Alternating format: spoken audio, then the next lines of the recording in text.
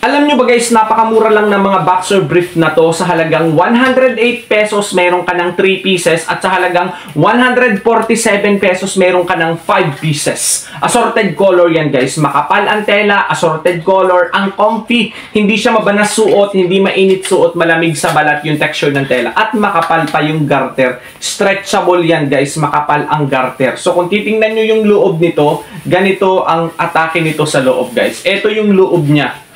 Ayan, ganito yung itsura niya sa loob. Ayan. Ito naman yung pinakalikod niya.